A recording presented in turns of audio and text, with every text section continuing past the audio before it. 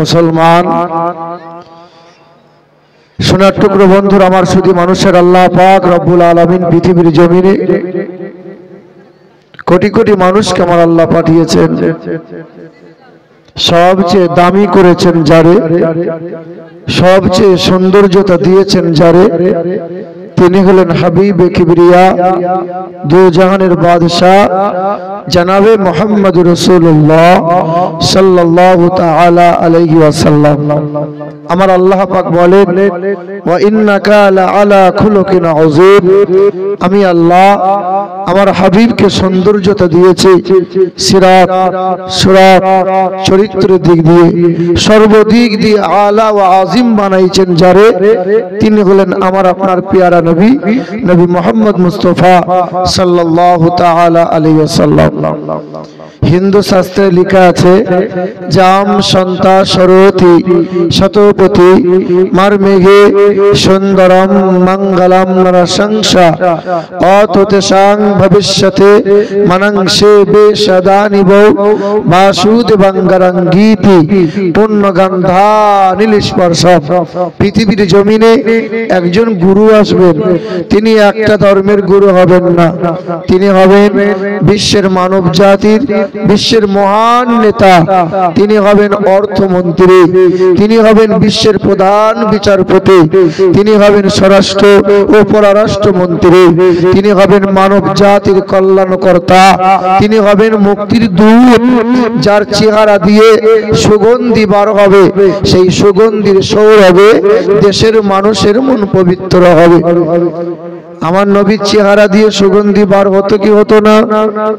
আমরা ঘামলে পরে ঘাম দুর্গন্ধ হয়, আর নবীজি ঘামলে পরে সেই ঘাম সুগন্ধময়।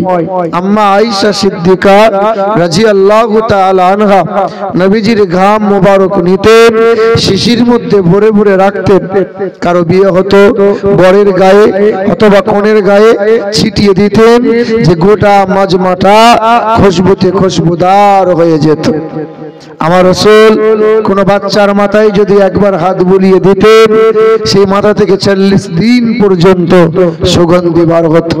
আমার রাসূল রাস্তা দিয়ে একবার চলে গেলে 40 দিন মানুষ জানতে পারত যে এই রাস্তা দিয়ে আমার রাসূলুল্লাহ অতিক্রম করেছে। হিন্দু ধর্মগ্রন্থে লেখা আছে যে অততেসাং ভবিষ্যতে মনংসে বেশদানিব বাসুদেবাঙ্গরঙ্গীতি পুণ্যগন্ধা নীলস্পর্শম। তিনি হবেন জগৎ গুরু, তিনি হবেন বিশ্বের মহান নেতা, তিনি হবেন কল্যাণকর্তা, যার চেহারা দিয়ে সুগন্ধি বার হবে। তিনি হবেন সত্যপ্রিয় সত্যবাদী, তার নাম হবে নরসংসা, যার বাংলা করলে হবে প্রশংসিত, যার আরবি করলে হবে মুহাম্মদুর রাসূলুল্লাহ। পৃথিবীর জমিনে সবচেয়ে আমার আল্লাহ দামি বানাইছেন তারে, নবী মুহাম্মদ মুস্তাফা সাল্লাল্লাহু তাআলা আলাইহি ওয়াসাল্লাম। জি হ্যাঁ, আল্লাহ পাক রব্বুল আলামিন আমার রাসূলকে সর্বদিক দিয়ে সুন্দর করেছেন। পৃথিবীতে যত গুরু মহাগুরু, যত মুনি ঋষি, যত বৈজ্ঞানিক, যত পণ্ডিত, যত পুরোহিত পাদ্রী এসেছে, অধিকাংশই তারা আমার রাসূলুল্লাহর গুণগান করতে বাধ্য হয়েছে। পৃথিবীর জমিন থেকে সর্বপ্রথমে যিনি চাঁদে গিয়েছিলেন, সালটা ছিল 1969 সাল, জুলাই মাসের 20 তারিখ রাত্রি 11টার সময় চাঁদে পা দিলেন। ওই বৈজ্ঞানিকের নাম ছিল নীল আর্মস্ট্রং। চাঁদে পা দেওয়ার পরে বিশ্বের মাটিতে যখন ফিরে এলেন, বিশ্বের মানুষকে 3টে তথ্য দিয়েছিলেন, আর বিশ্বের মানুষকে বলেছিলেন চাঁদে বিন্দু মাত্র কোনো অক্সিজেন নাই, চাঁদে কোনো উর্বরতা নাই, তবে হ্যাঁ চাঁদে একটা কালো রেখা, কালো দাগ দেখতে পেলাম। বিশ্বের মানুষেরা জিজ্ঞাসা করেছিল, সাংবাদিকরা প্রশ্ন করেছিল যে স্যার চাঁদে কেমনে কালো রেখা কালো দাগ হয়? বলে চাঁদে অ্যাক্সিডেন্ট হয়েছিল। চাঁদে কোন গ্রহ কোন নক্ষত্রের সঙ্গে অ্যাক্সিডেন্ট নয়, নীল আর্মস্ট্রং বলেন 6 মাস ধরে রিসার্চ করলাম, বাইবেল পড়লাম, জিন্দাবাস্তা বললাম, কোরআন পড়ে জানতে পারলাম ইকতারাবাতিস সাআতু ওয়ান শাক্কাল কামার। হ্যাঁ, আমি কোরআন এবং হাদিস রিসার্চ করে জানতে পারলাম মক্কা নগরীতে বিশ্বের মহান নেতা দাঁড়িয়েছিলেন, বিশ্বের মহান জগৎগুরু কল্যাণকর্তাকে বেঈমানরা বলেছিল, হে মুহাম্মদ রাসূলুল্লাহ, আপনি যদি ওই আকাশের চাঁদকে 2 টুকরো করে দেন আমরা কালেমা পড়ে ঈমানদার হব। নবী আমার ওই মক্কা নগরী থেকে আকাশের দিকে শাহাদত আঙ্গুলে ইশারা করেছিলেন, 1 আঙ্গুলের ইশারায় চাঁদ 2 টুকরো হয়েছিল।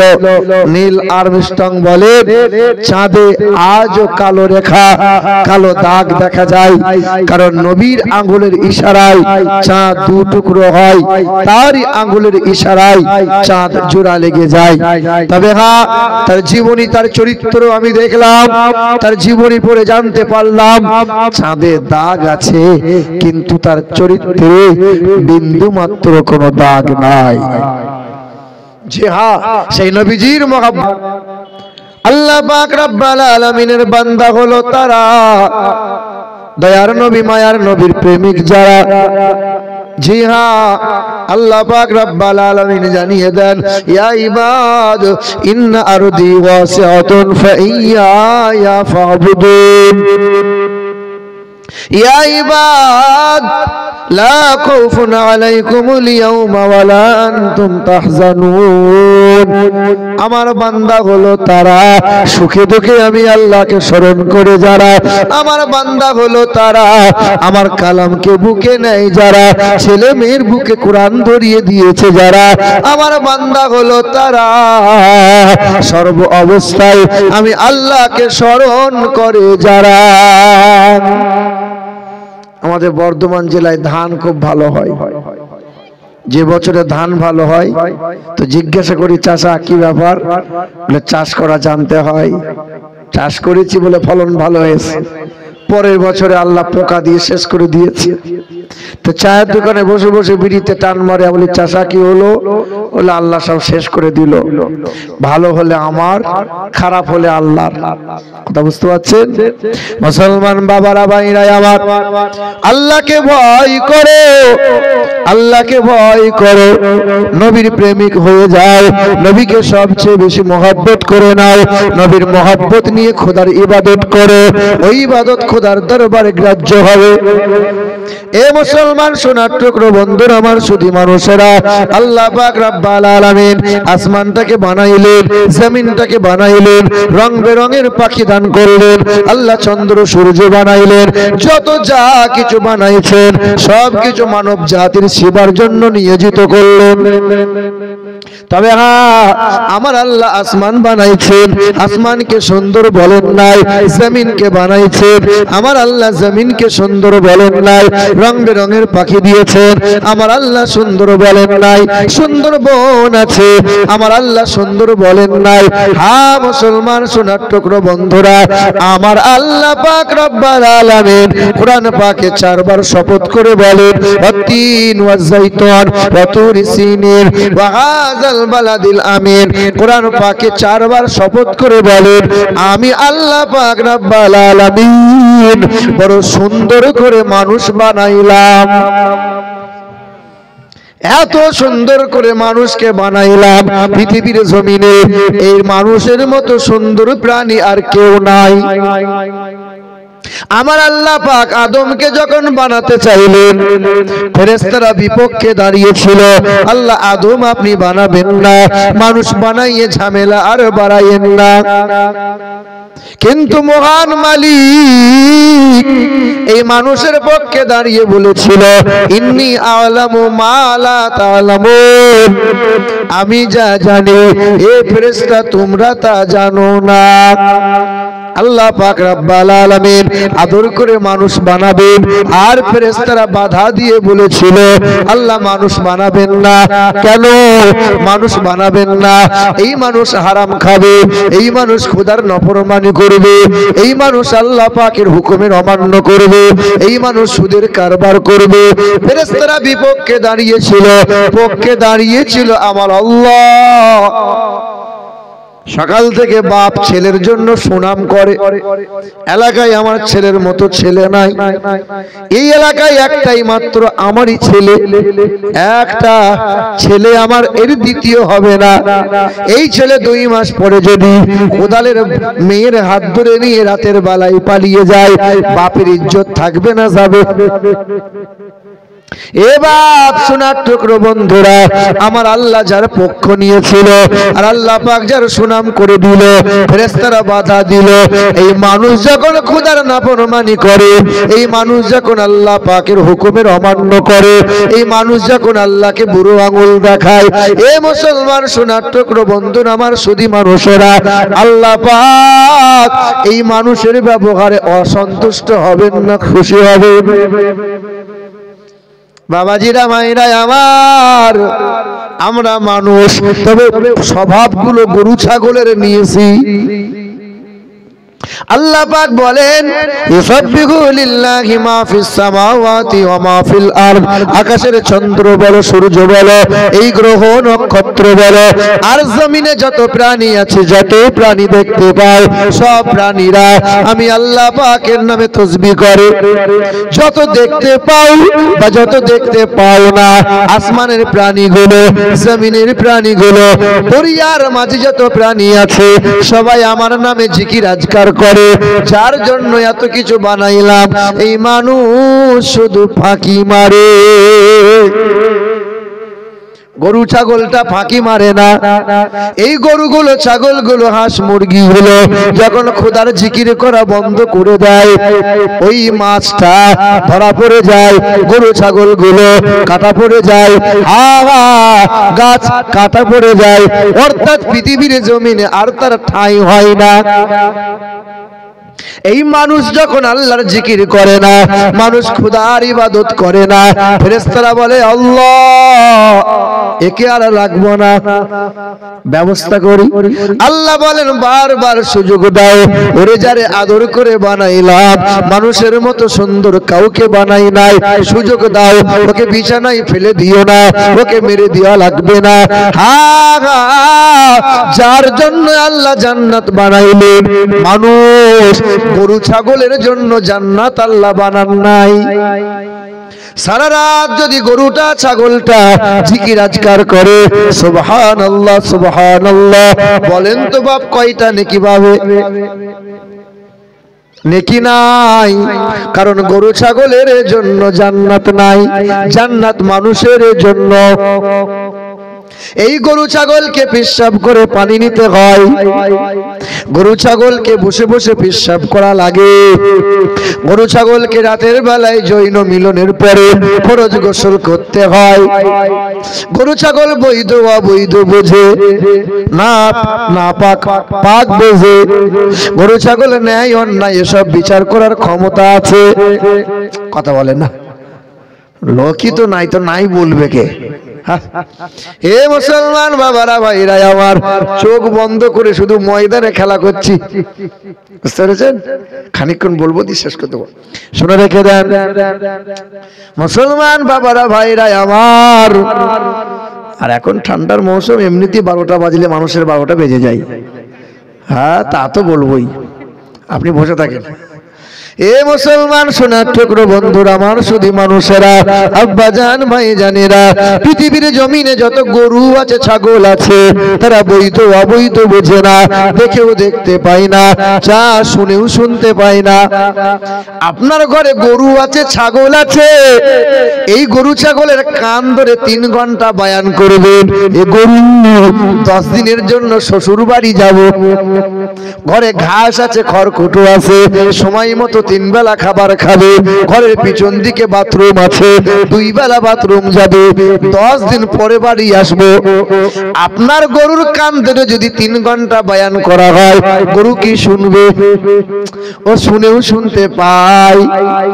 খাসিটা জবাই হয়েছে, একটা খাসি দড়ি দিয়ে ঝুলানো আছে, খাসির চামড়াগুলো কাটা হয়, মাংস কাটা হয়, ফিচকিরি দিয়ে রক্ত বেরিয়ে যায়, অপর খাসিটা মহা আনন্দে গাছের পাতা চিবায়। ও জানে না এরপরে ওর টিকিট আছে। ও দেখেও দেখতে পায় না, শুনেও শুনতে পায় না। গরু ছাগলকে বৈধ অবৈধ বিচার করা লাগে না, ওদের বিরোধ শক্তি নাই। এ দুনিয়ার মা ও বোনেরা, পৃথিবীর মানুষ আমরা হারাম খাই, সুদের কারবার করে, ছেলের বিয়েতে পড়লে এই সমাজ, এই নোংরামগুলো সমাজের মানুষ দেখতে পায় না। কিছু কিছু সমাজের মানুষ আছে বলে কিয়াম দরুদ চলবে না, সুদ চলুক অসুবিধা নাই, হারাম চলুক অসুবিধা নাই, তোমার আমার ঘরের ছেলেগুলো মাঝে মধ্যে বোতল টানুক অসুবিধা নাই। ওরা হলো গরু ছাগল, জানোয়ারের চাইতে খারাপ।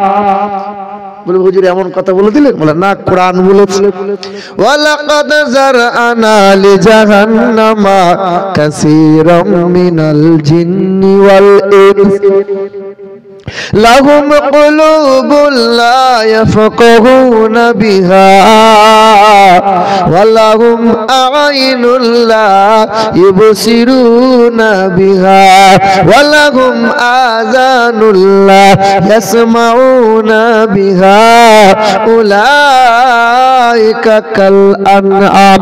বুঝেও বুঝে না যারা, বিবেক আছে বোঝে না, দেখেও দেখে না যারা, চোখ আছে দেখে না, শুনেও শোনে না যারা, কান আছে শোনে না, ওরা 4 পায়ে গরু ছাগলের চাইতে খারাপ। তোমার আমার ঘরের ছেলেগুলো দাঁড়িয়ে দাঁড়িয়ে পিশাব করে, পিশাব করে পানি নেয় না, ওটা মানুষ হতে পারে না। গরু ছাগল একদিকে খাবার খায়, ওই দিকে বার করে দেয়। তোমার আমার ঘরের কত মানুষ রয়েছে বাবা, এই দিকে খাবার খায় আর ওই দিকে বার করে। ডান হাতে গরম বিড়ি আর বাম হাতে নরম বিড়ি, লজ্জাও লাগে না, শরম লাগে না? এরা মানুষের খাতায় পড়তে পারে না। গরু ছাগল যত বড় হয় বাপ মাকে ভুলে যায়, আর মা বাপ চেনে না। গরু ছাগল যত বড় হয় আর বাপ মাকে খেতে পড়তে দেয় না। পাইকমারি গ্রামে কত জানোয়ার আছে, যত দিন যায় বিবিকে নিয়ে সুখে সংসার করে, বাপ মাকে খেতে পড়তে দেয় না। তারা 1 নম্বরের বিশাল হলো জানোয়ার, তারা মানুষ হতে পারে না। মাফিকুল সাহেব তাকে মানুষ বলবে, আমিরুল ইসলাম তাকে মানুষ বলবে না, কোরআন তাকে মানুষ বলে না। এ বাবাজিরা ভাইরা আমার, গরু ছাগল যত বড় হয় ভাই বোনকে আর চিনতে পারে না, ভাই বোনের সাথে সম্পর্ক আর রাখে না। কথা বুঝতে পারছেন? এ বাবাজিরা ভাইরা আমার, আমার বোনটা যখন বছরে 2 বার বেড়াতে আসে, বিবির তখন মুখ ভারী হয়, আর বিবির বোনটা 6 বার এলে খুশিতে বাগে বাগ। ও যে মানুষ বলে পরিচয় দেয় না। মুসলমান বাবারা ভাইরা আমার, তোমার আমার মধ্যে তফাৎ কি জানো? আমি টুপি মাথায় দিতে বড় আমার ভালো লাগে, আমার লম্বা পোশাক পরতে ভালো লাগে, তোমার লম্বা পোশাক পরতে লজ্জা করে, তোমার দাড়িটা চাঁচতে বড় ভালো লাগে, আর আমার দাড়ি চাচার কথা ভাবলে বড় ভয় লাগে। আমি দস্তরখানা না বিছিয়ে খাবার খাবো না, আমি সুন্নত তরিকায় আমি খাবার খাবো, সুন্নত তরিকায় আমি বাথরুমে যাব। আমার নবী যেমন করে খেতে বলেছে তেমন খাবো, আমি নবী আমার নবী যেমন করে শুতে বলেছে তেমন শোব।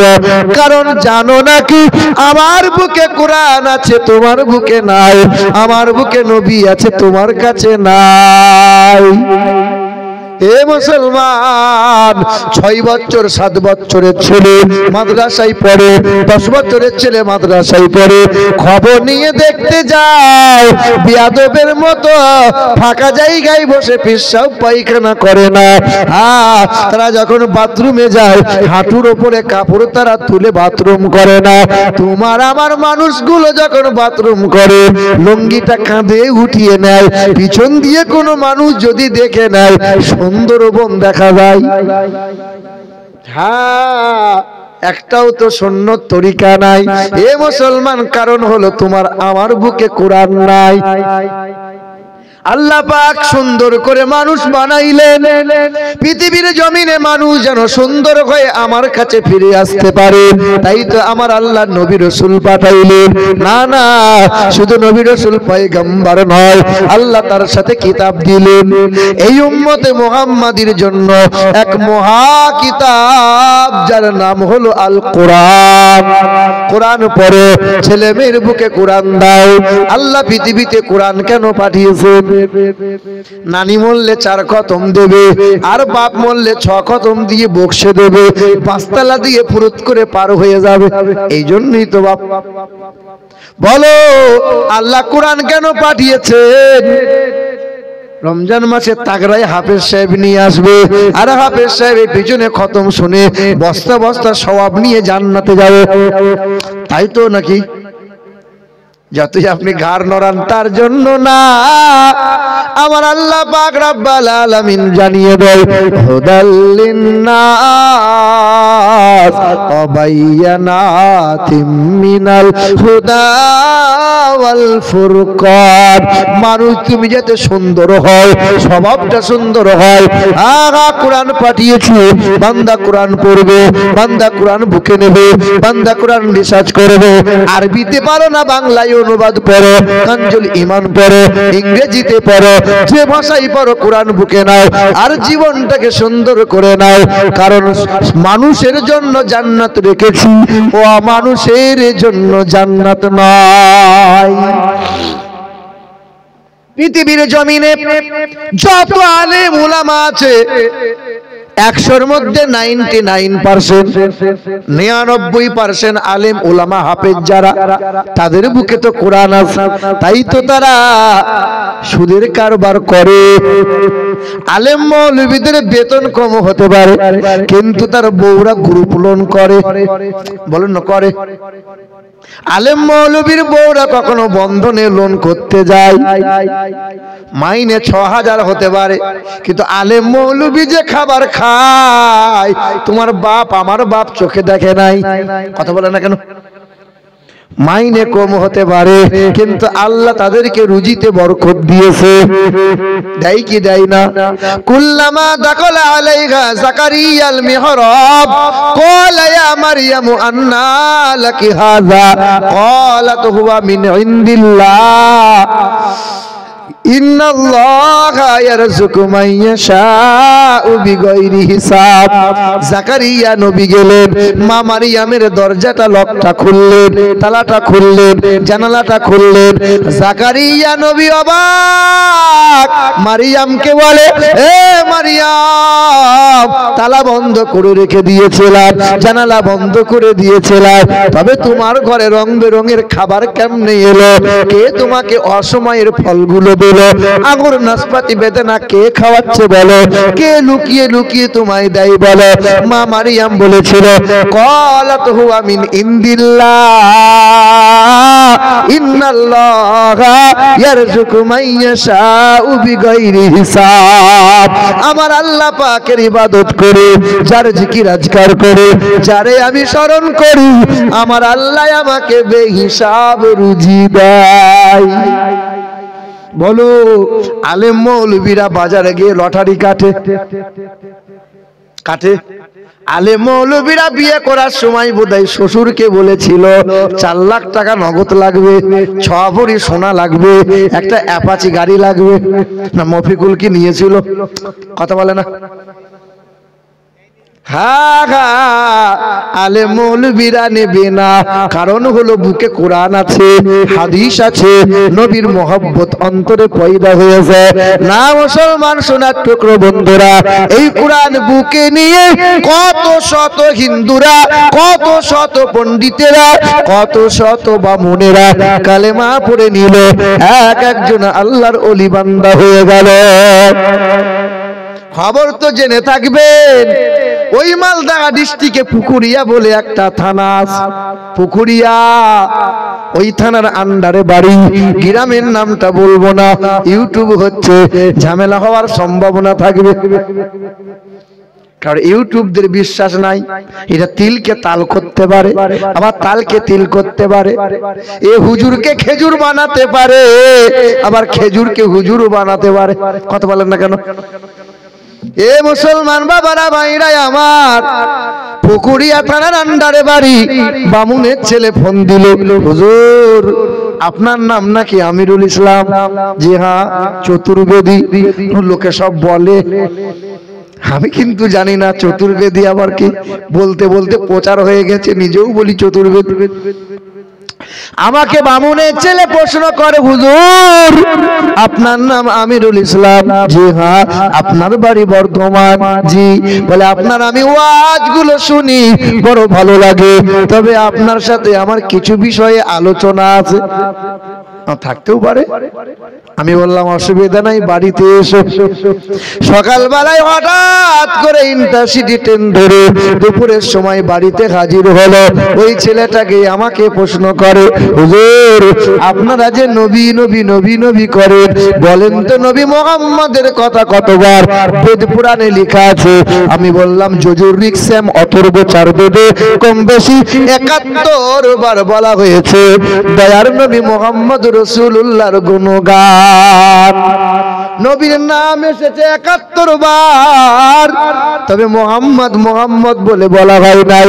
বেদে লেখা আছে অষ্টগুণ প্রসঙ্গ পর্যন্তি কৌলংচ তমসতংচ বহুভাষিতাচ দানং যথা শক্তি কৃতজ্ঞতাচ ঈশ্বর সর্বস্ব জাগতং ব্রহ্ম সর্বদং খালিদং ধর্মবাহং পাপমাদং আল্লাহ ইল্লাল্লাহ অনাদি স্বরূপই জগতং ময়নং পশু সিদ্ধনাম জলচরণম ও নমো হতারমিন্দর মহাশরীন্দ্রাম ইন্দ্র জোনা উপস্রোত নামে নারাশংসা ভবিষ্যতে।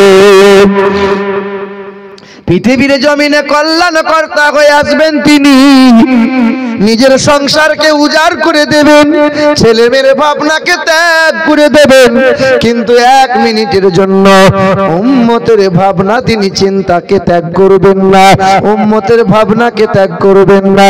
মানব জাতির কল্যাণের কল্যাণ কামিয়াবির জন্য জীবনভর তিনি কান্না করে যাবেন। তিনি সত্যপ্রিয় হবেন, তিনি মিষ্টভাষী হবেন, তিনি আমানতের খেয়ানত করবেন না, তিনি কখনো কোনোদিন মিথ্যা কথা বলবেন না, লজ্জাশীল ব্যক্তি হবেন, নারীর স্বাধীনতার অগ্রদূত হবেন, কালো মানুষদের মুক্তির সূর্য হবেন। তিনি হবেন দিন ও দুনিয়ার বাদশাহ জানাবে মুহাম্মদুর রাসূলুল্লাহ। এই তো মুরব্বী বাপ কটা বসে আছি। আমি তো বলি যে মুরব্বীদের আর ওয়াজ শুনতে হবে না, যুবকদের ওয়াজ শোনার দরকার ছিল। আর যে হারে প্রতি বছরের ন্যায় মাদ্রাসা মসজিদের জলসাতে পাইক মারিতে মেলা তোলা হয়, কমিটির লোক জলসা দিয়ে কতটা পুণ্য পাবে তা আমার জানা নাই, কিন্তু মেলা তোলা দিয়ে আজ ওরা বাঁশকে বইতে হবে, কোন রকমের ছাড় নাই, এটা জেনে রেখে দিও। কারণ মেলা তলাতে সন্ধ্যার পর থেকে যুবতী আর যুবকগুলো যেভাবে সুযোগ নিয়েছে, ফোন নাম্বারটা দিয়ে তোকে হ্যালো বলবো, আই লাভ ইউ হবে, এই যে মনে করো নোংরামো যে হারে চলেছে, মনে করেন হ্যাঁ, ছেলেরা মেয়েরা যেভাবে আনন্দ ফুর্তি করেছে, কি বলছেন পাপ নাই? আব্বা না না না, খাবারের দোকান করেন, চায়ের দোকান করেন, কিন্তু এত কেন হবে যে জলসা তলায় লোক নাই আর মেলা তলায় হুড়ুহুড়ি করবে? ওই রকম লোক দিয়ে জলসা হয় না, মানে ওই রকম মানুষ দিয়ে জলসাতে কোনো মূল্য নাই, কোনো দাম নাই। ওসব লোকে এলো আর না এলো, যারা মেলা তলায় ঘুরবে, এলো আর না এলো। মুসলমান বাবাজিরা, না না ভুল বলছি বোধহয়, এ শোনা জলসা কমিটি না আনলো বয়ে গেল। এবছরে তো মনে মনে ভাবছিলাম যে আসবো না, শুধু এই মানুষটার দিকে তাকিয়ে ফেলতে পারি না। আমি বলি 1 বছর গিয়েছি আর 5 বছর পরে যাব আবার। মুসলমান মুরব্বী বাপ যারা, লালন ফকির একটা গান বলেছিল জানেন, খাঁচার ভিতর অচিন পাখি কেমনে আসে যায়, জানতাম যদি মনোবীরি দিয়ে পাখির পায়ে বাঁধতাম, মানে যদি জানতাম তো শিকল দিয়ে পাখির পাটা বেঁধে রাখতাম, দেখি কেমনে আসে যায়। রঙ্গরসের দিন ছিল আমার একদিন, 12 ঘন্টা বেলায় আমার সন্ধ্যা হইল, পাখি উড়ে যাওয়ার বুঝি সময় হলো, পাখি উড়ে যাওয়ার বুঝি সময় হলো। শরীরে চামড়ার ছিল টান, মিষ্টি সুরে গাইতাম গান, গলার আওয়াজ আমার কত দূরে যাইতো, পাইকা গেল মাথার চুল, কথা বলতে পরে ভুল, চোখে দেখি গন্ডগোল, দন্ত নড়িল, পাখি উড়ে যাওয়ার বুঝি সময় হলো, পাখি উড়ে যাওয়ার বুঝি সময় হলো। এত সুন্দর পরিপাটি খাঁচায় আমার ছিল খাঁটি, এত সুন্দর পরিপাটি খাঁচায় আমার ছিল খাঁটি, ধীরে ধীরে খাঁচায় আমার জং ধরিল, পাখি উড়ে যাওয়ার বুঝি সময় হলো, পাখি উড়ে যাওয়ার বুঝি সময় হলো। বাবারা ভাইরাই আমার, ওই বামুনের ছেলে মালদা ডিস্ট্রিক্টে বাড়ি, আমার বাড়িতে হাজির হয়ে 1 ঘন্টা 2 ঘন্টা 2.5 ঘন্টা ধরে কথা জিজ্ঞাসা করে, একটা একটা করে সওয়াল করে, একটা একটা করে জবাব দেয়। কখন জানি আল্লাহ পাক আল্লাহ রসুলের মহব্বত অন্তরে পয়দা হয়েছে, গলার পইতেটা সামনে খুলে বলে, হুজুর আমার বাবা বামুন, বাবার দেওয়া যজ্ঞ করে গলায় পইতে ঝুলিয়ে আমিও বামুনগিরি করছিলাম, তবে আজকে আপনার সম্মুখে বসে আছে, আজ কালেমা পড়ে বাড়ি যেতে চাই। আমি বললাম, সোনা গোসলটা করে নে, 2 মুঠো খাবার খা, খাবার খাওয়ার পরে ভাবনা ভাবা যাবে, তুই কালেমা পড়বি আর আমি মার খাবো। আমার এইটুকু জীবনে আজ পর্যন্ত, এই গোপন কথা আমি বলি না, আমার জীবনে আজ পর্যন্ত 17 জন অমুসলিম কালেমা পড়ে মুসলমান হয়েছে। না না না, আমার বাপ যে খুব নেতা মানুষ মাতব্বর তা নয়, আমার বাপের অনেক বড় ফ্যাক্টরি আছে তাও না, আমার বাপ অনেক ধনী মানুষ তাও না, আর আমি বড় হাফেজ, আমি বড় আল্লামা, আমি বড় মুফতি, আমি বড় মাওলানা, না বেটা না, আমি একজন নাদান গুনাহগার, হিদায়াতের মালিক আল্লাহ আমার মতো নাদানের মাধ্যম দিয়ে 17 জনকে অমুসলিমকে কালেমা পড়ে মুসলমান বানিয়েছে। হুজুর বলেন না কেন? হিন্দুস্তানের মাটিতে বাস করি তো এমনিতেই মুসলমানদের প্রতি চারিদিক দিয়ে অত্যাচার, অনেক কিছু গোপনে গোপনে ইসলাম আমাদের প্রচার করতে হয়। জি হ্যাঁ মুসলমান বাবারা ভাইরা আমার, ওই ছেলেটা কালেমা পড়বে, গোসল করে খাবার খেলো, খাবার খাওয়ার পরে কালেমা পড়ে নিল। আমার ঘরে ছিল 2 বছর আগের ঘটনা, কানজুল ইমান বাংলার অনুবাদ ছিল কানজুল ইমান। ওই ছেলের বুকে কোরআনটা দিলাম, আমি বললাম বাবা তুই তো এখন আরবিতে কোরআন পড়তে পারবি না, বাংলাতে কোরআনের অনুবাদগুলো পড়, কোরআনটা নে। ছেলেটা কালেমা পড়ে কোরআন বুকে নিয়েছে। ছেলেটাকে স্টেশনের মধ্যে আগাতে গেলাম, ছেলে হাতটা ধরে বলছে হুজুর ছোটবেলায় বাবা শখ করে নাম দিয়েছিল রমেশ ব্যানার্জি ঘরের মানুষ আমরা, হুজুর কালেমা পড়লাম, কোরআনটা বুকে নিলাম, একটা আদর করে আমার নাম রেখে দেন। আমি বললাম নবীর বড় পেয়ারা দুইটা নাম, একটা হলো আব্দুল্লাহ আর একটা হলো আব্দুর রহমান। নবীর আব্বার নাম হলো আব্দুল্লাহ, নবীর দুধ ভাইয়ের নাম হলো আব্দুল্লাহ, নবীর নিকটতম সাহাবীর নাম ছিল আব্দুল্লাহ। যাও যাও তোমার নাম রেখে দিলাম আব্দুল্লাহ। ছেলেটা কোরআন বুকে নিয়ে নামটা আব্দুল্লাহ নিয়ে বাড়ি চলে এলো। গুটি কয়েকদিন ফোনে আলাপ হলো, কথা হলো, খবর নেওয়া হলো। 6 দিন পরে আর ফোনে পাওয়া যায় না। হঠাৎ করে তার ফোন বন্ধ, হঠাৎ যোগাযোগ বন্ধ হয়ে গেল। 1 মাস কেটে গেল, 1 বছর কেটে গেল, 2 বছর কেটে গেল। এই বছর রমজান মাসের আগে, রায়গঞ্জের আগে রাজবাড়ি বলে একটা জায়গা আছে, রায়গঞ্জের আগে রাজবাড়ি বলে একটা মোড় আছে।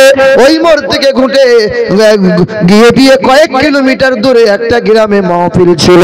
রমজান মাসের আগের কথা বলছিলাম। শোনো মুসলমান, মালদহ থেকে কম বেশি 60 কিলোমিটার রাস্তা। রাত্রি 11টার সময় স্টেজে বয়ান শুরু হয়েছিল। 1টা 20 মিনিটে বয়ান সমাপ্ত হয়ে গেল, আখিরি মোনাজাত হয়ে গেল। কত মুরব্বী মানুষেরা ছুটে এসে সালাম মুসাফা করলো। একে একে মুরব্বী বান্দাগুলো দোয়া দেয়, দোয়া নেয়। হাসতে হাসতে মুরব্বী বান্দাগুলো বাড়ি যায়। তবে উঁচু জায়গায় বসা, বারবার নজরটা যেন ওই প্যান্ডেলের ডান দিকে চলে যায়। একটা নওজোয়ান যুবক ছেড়ে দেখে প্যান্ডেলে হেলান দিয়ে ফুপিয়ে ফুপিয়ে কান্না করে। আমার মনটা বারবার হয় ছেলেটা কান্না কেন করে? হয়তো বাপ মা মারা গেছে। না না, কান্না কেন করে? হয়তো কোনো মুসিবতের মধ্যে পড়েছে। কেন এত কান্না করে? স্টেজ থেকে নেমে গেলাম, পা পা করে সামনে হাজির হলাম। ছেলেটাকে জিজ্ঞাসা করলাম, বাবা কান্না করো কেন? কি এমন হয়েছে বলো? ওই নওজোয়ান যুবকটা ছুটে এসে কোমরটা বুকটা আঁকড়ে ধরে বুকের সাথে বুক মিলাইয়ে বলে, হুজুর একটু দোয়া করেন, হুজুর একটু দোয়া করেন। আমি বললাম দোয়া তো করবো, তুমি যে আমাকে আঁকড়ে ধরলে তোমার বাড়ি কোথায় বলো? ছেলেটার কান্না বেড়ে গেল। ছেলেটা কাঁদে আর বলে, হুজুর আপনি কি আমাকে চিনতে পারেন না? তবে হ্যাঁ চিনতে পারবেন না। কাল মাথায় টুপি ছিল না, আজ মাথায় টুপি। কালকে দাড়ি ছিল না, আজ গালে দাড়ি আছে। কাল সুন্নতি পোশাক ছিল না, আজ সুন্নতি পোশাক আছে। আমার নাম হলো সেই আব্দুল্লাহ। জিজ্ঞাসা করলাম কোথায় ছিলি বাবা? 2-2.5 বছর ছিলি কোথায়? বলে আপনার ঘর থেকে কোরআন বুকে নিয়ে কালেমা পড়ে বাড়ি এসেছিলাম। কয়েকদিন হয়ে গেল, বন্ধু বান্ধবকে কোরআনের কথা বললাম। আমি যে কালেমা পড়েছি এই খবরটা মানুষকে শোনাইলাম। ভালোবাসার বন্ধু বান্ধবদের যেমন শোনাইলাম, বিশ্বাসঘাতকতা করে বাবাকে অভিযোগ করলো, বাবাকে সব জানিয়ে দিল। ভোরের বেলায় দরজা ভেঙে বাবা কোরআনটা ছিনিয়ে নিয়ে বলেছিল, এই কোরআন পুড়িয়ে দেব, আমার ঘরে কোরআন থাকবে না। না, এটা তো মানতে পারবো না।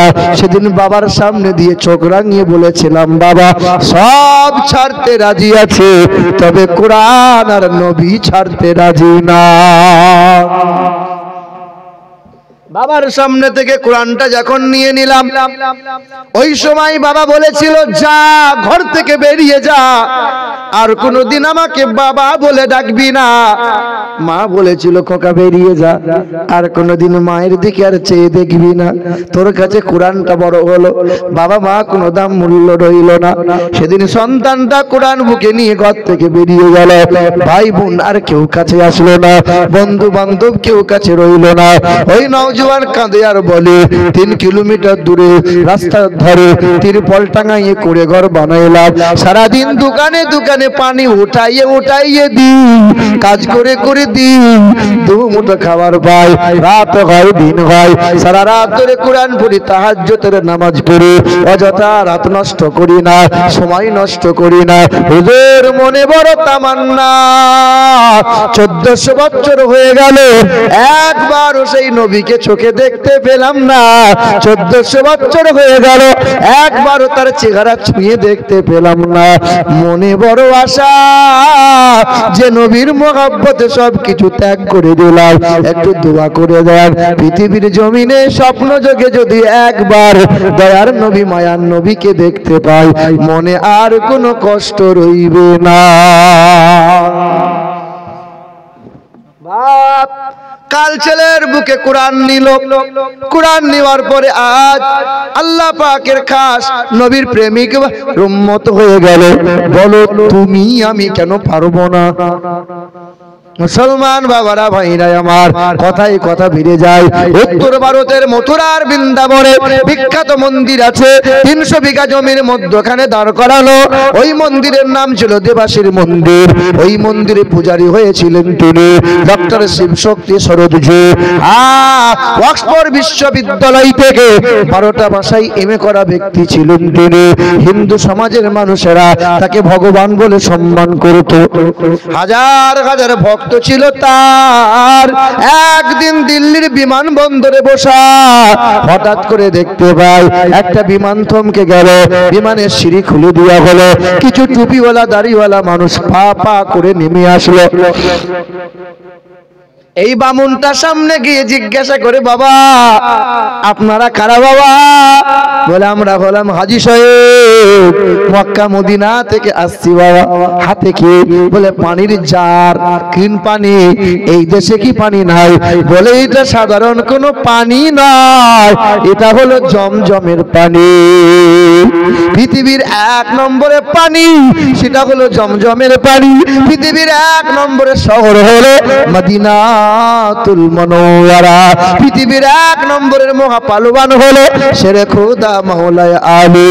পৃথিবীর 1 নম্বর বিশ্বাসী ব্যক্তি হলেন, নবী ব্যতীত 1 নম্বর বিশ্বাসী তিনি হলেন হযরতে আবু বকর সিদ্দিক। পৃথিবীর 1 নম্বরে পাহাড় হলো সাফা আর মারওয়া পাহাড়। পৃথিবীর 1 নম্বরে শহীদ হলো ইমামে হুসাইন রাদিয়াল্লাহু তাআলা আনহু। ওই বামুনটা বলল, ও হাজী সাহেব জমজমের পানি কি দেওয়া যাবে? বলে নেন, অসুবিধা নাই, পান করার জন্যই তো নিয়ে যাচ্ছি, আপনি নেবেন তো নেন। একটু পানি দিয়ে বোতলের মধ্যে পানিটা ভরে নিলেন, দিল্লির বড় ল্যাবে নিয়ে গেলেন, পরীক্ষা করতে দিলেন। বাবা পরীক্ষা করে দেখো। পরীক্ষা যেমন করতে দেয়, 10 বার পরীক্ষা করার পরে ডক্টররা বলেছিল, ও ব্রাহ্মণ বাবাজি পৃথিবীর জমিনে এত পানি পরীক্ষা করলাম, সব পানিতে কিছু না কিছু বিন্দু জীবাণু পেলাম, তবে এমন একটা পানি আজকে পরীক্ষা করলাম যে পানিতে বিন্দু মাত্র কোনো জীবাণু নাই। বামুনটার মনে মনে চিন্তা উদয় হলো, এতদিন আজান হলে কানে আঙুল দিয়ে চিপে ধরতাম যেন আজানটা কানে না ঢুকে যায়। এতদিন দাড়িওয়ালা টুপিওয়ালা দেখলে পরে ঘৃণা করতাম। এই ভারতের জমিনে মন্দির আছে অসুবিধা নাই, গির্জা আছে অসুবিধা নাই, কিন্তু মসজিদগুলো নিয়ে 1 শ্রেণীর বড় অ্যালার্জি। এখন তো আবার বাবরি নিয়েছে ওরা, জ্ঞানবাপী মসজিদ নিয়েছে নেবে ওরা, খাজা বাবার মাজার নিয়ে বড় উঠে ফিরে লেগেছে ওরা। শুনছেন কিনা? এই দেশের মাটিতে কত পাঠশালা কত ভার্সিটি আছে, কোনো অসুবিধা নাই, কিন্তু মাদ্রাসাগুলো নিয়ে বড় চুলকানি হয়। এই দেশের মাটিতে ন্যাংটা সাধু ঘুরে ঘুরে বেড়ায়, উলঙ্গ হয়ে ঘুরে ঘুরে বেড়ায়, কেউ কোনো কিছু কথা বলার নাই, কোনো অসুবিধা হয় না, কিন্তু দাড়িওয়ালা টুপিওয়ালা দেখলে পরে তাদের বড় জ্বলন হয়। কারণ কি? কারণ মুসলমান, এই মুসলমান এখনো সবুর করে আছে। কিছুদিন আগে বেলডাঙ্গার মাটিতে গণেশ পূজার মণ্ডপের সামনে লাইটিং করলো, আর আল্লাহর নামের পরে গালমন্দ করে দিল। পুলিশ প্রশাসন চুপ ছিল। ওরা যদি ইচ্ছা করতো নীরবে নীরবে ওই বেটাগুলোকে ধরে দিয়ে শায়েস্তা করে সব সমাধান হয়ে যেত। কেন মুসলমানকে আন্দোলন করা লাগবে? মুসলমান যখন আন্দোলন করলো, এই মুর্শিদাবাদের মাটিতে কয়েকদিন নেটওয়ার্ক পরিষেবা বন্ধ করে দিল। ও বাপ, আল্লাহকে গাল দেয়, নবীকে গাল দেয়, কোরআন নিয়ে কত অবমাননা করে দেয়, আর মুসলমান এখনো সবুর করে যায়। কোরআন বলে সবুর কর, মুসলমান সিংহের জাত।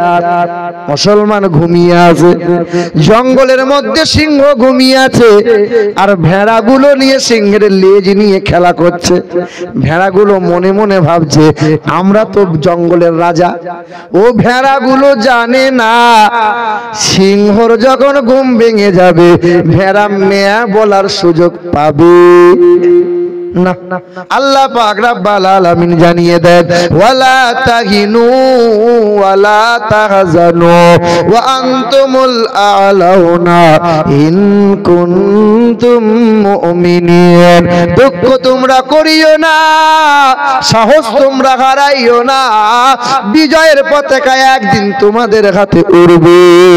কখনো মন খারাপ করিও না, তবে হ্যাঁ তোমরা এই জয়লাভ করবে তোমরা যদি হও মুমিন আর মুমিনা। এ মুসলমান বাবারা ভাইরা আমার, ও শোনাচ্ছেন বন্ধুরা, ওই বামন মানুষটার মনে মনে চিন্তা উদয় হলো, জমজমের পানি মানে এক নম্বর পানি, তবে ইসলাম নিয়ে একটু রিসার্চ করা লাগবে। ওই মানুষটা জ্ঞানী মানুষ, পণ্ডিত মানুষ, 12টা ভাষায় এমএ করা ব্যক্তিটা ইংরেজি অনুবাদ কিনলো কোরআনের অনুবাদ রিসার্চ করতে শুরু করলো, কোরআন পড়তে লাগলো। কোরআন পড়তে পড়তে মনের ভিতরে নবীর প্রেম উদয় হয়ে গেল। মন্দিরে দাঁড়িয়ে দাঁড়িয়ে উচ্চস্বরে বলেছিল, লা ইলাহা ইল্লাল্লাহু মুহাম্মাদুর রাসূলুল্লাহ। শত মানুষের হাত থেকে থালা পড়ে গেল। ও ব্রাহ্মণ বাবাজি, আমরা পূজা দিতে এলাম, আর মন্দিরে এসে মুহাম্মদের নাম কেন শুনতে পেলাম? সেই দিন বামুনটা বলেছিল, আমি কোরআন পড়লাম, আমি ইসলাম ধর্ম রিসার্চ করে জানতে পারলাম নবী নবী নবী নবী করা ছাড়া কোনো নাজাতের রাস্তা নাই।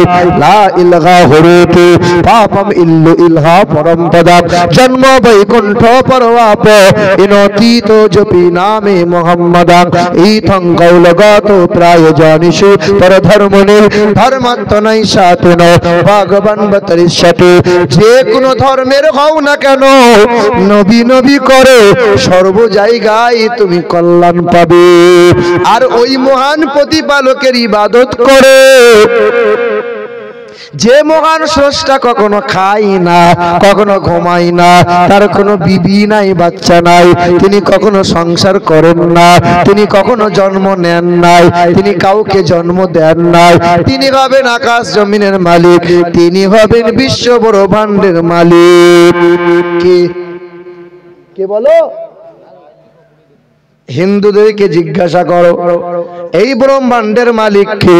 ওরা বলবে ব্রহ্মা। আরে ব্রহ্মার তো বিবি ছিল, তার নাম ছিল লক্ষ্মী। কেউ বলবে ভগবান, আরে ভগবানের তো বিবি আছে, তার নাম ভগবতী। কেউ বলবে ঈশ্বর, কেউ বলবে মহেশ্বর, কেউ বলবে বিষ্ণু। আরে ওরা সংসার করেছিল। আমার আল্লাহ এমন একজন আল্লাহ যিনি কখনো খান না, ঘুমান না, সংসার করেন না, তার সমতুল্য সমকক্ষ কেউ হতে পারবে? তখন ওই মানুষগুলো মন্দির থেকে বার করে মারতে শুরু করলো। এত মারা মারে, এত মারা মারে, গোটা দেহে রক্তে লাল হয়ে গেল। রক্ত মাখা চিগারা নিয়ে কোরআনটা বুকে নিয়ে পা পা করে দরজার সামনে দাঁড়াইলো। বাবার নাম ছিল মহন্তং প্রতং দাসুদাস, মায়ের নাম ছিল ভানুমতি কর, বিবির নাম ছিল শ্রদ্ধা দেবী, একমাত্র কন্যা, কন্যার নাম ছিল অক্সপরা। সবাই অবাক হয়েছে, দেখে বাবা বলে খোকা অক্সফোর্ড বিশ্ববিদ্যালয় থেকে 12টা ভাষায় এমএ করালাম, ডক্টরেট করালাম, আজ রক্ত মাখা চেহারা নিয়ে দরজার সামনে কেন দাঁড়িয়ে? সেই দিন কোরআনটা উঁচু করে ধরে বলেছিল বাবা, কারণ কোরআনের বন্ধু হয়েছি আমি, নবীর গোলাম হয়েছি আমি, আজ তো মার খেতে হবে। পৃথিবীর জমিনে সাহাবা যারা ছিল মার খেয়েছিল, রক্ত দিয়েছিল, জীবন দিয়েছিল তারা, অথচ নবীর প্রেম কখনো মিশতে দেয় নাই। সেই দিন বাবা অবাক নয়নে বলেছিল খোকা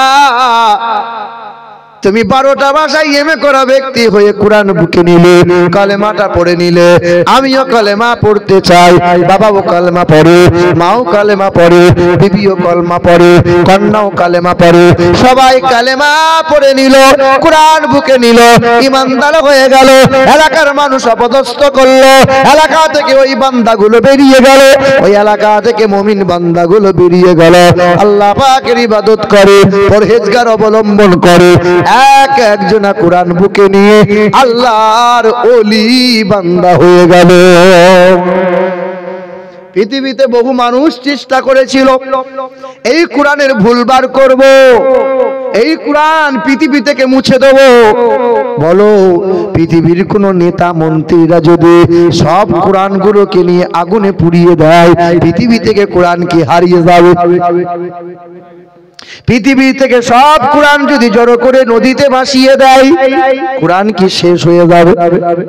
যদি আগুন লেগে ধ্বংস হয় পৃথিবীর সব বইয়ের দোকান,